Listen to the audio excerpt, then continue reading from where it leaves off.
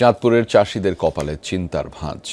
উচ্চ ফলনের আশায় আমদানিকৃত বিএনআর হাইব্রিড ধান এক প্রথমবার চাষ করে সর্বশান্ত ৩০ জন কৃষক।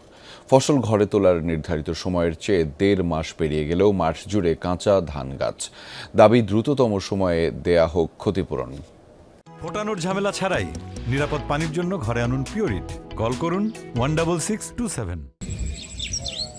চাঁদপুরের মতলব দক্ষিণ ও দাউদকান্দির সীমান্তবর্তী এলাকার গোবিন্দপুর, নন্দীখোলা, কাছিয়ারা ও বকচর গ্রাম এবছর নতুন জাতের বিএনআর হাইব্রিড ধান এক চাষ করেন স্থানীয় কৃষকরা। তবে নির্ধারিত সময় পেরিয়ে গেলেও ফলনের দেখা না মেলায় সবার চোখে মুখে এখন চিন্তার ভাঁজ।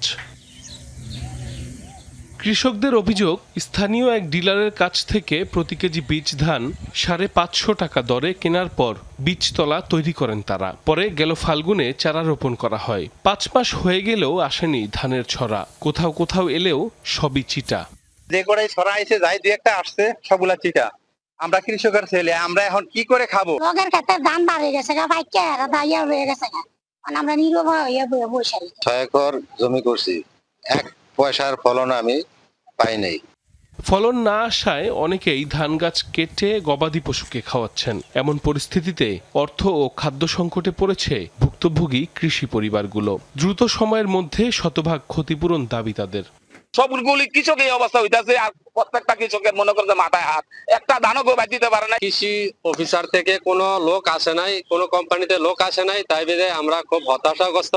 তবে ডিলার ও বীজ কোম্পানির প্রতিনিধির দাবি, আমদানি করা ধানের বীজ পরীক্ষা করে সরকারি অনুমোদনের পরই চাষাবাদের জন্য দেয়া হয়। প্রথম দিকে যারা চাষ করেছেন তাদের ফলনও ভালো হয়। তবে ক্ষতিপূরণ দেওয়ার বিষয়টি প্রক্রিয়াধীন বলেও জানান তারা। হাইব্রিডের নিয়ম হলো ২০ থেকে ২৫ দিনে চারা লাগাইতে হবে। কৃষক এটা নিয়ম না মেনে অনেক লিড করার পরে আর বোরোর দানটা বোরোতে না লাগায় শেষে লাগানোর কারণে এই সমস্যাটা দেখা দিচ্ছে। আলু তুলে করছে, এখানে হলো সমস্যা হয়েছে, লেটে যারা করছে। প্রথমে আমরা নিয়ে আসছি, আমরা স্যাম্পল গুলো আমাদের কাছে পাঠাইছি, ওনারা রিসার্চ করতেছে যে কি জন্য এটা সমস্যা হলো, এটার জন্য আমরা তদন্ত করতেছি। কৃষি কর্মকর্তারা বলছেন, এ ধরনের ধান চাষ অত্যন্ত ঝুঁকিপূর্ণ। তাই বীজ কোম্পানিকে ক্ষতিপূরণ দেওয়ার পাশাপাশি কৃষকদের সচেতন হওয়ার আহ্বান তাদের। প্রত্যেকটা ভ্যারাইটি একটা নির্দিষ্ট জীবনকাল থাকে।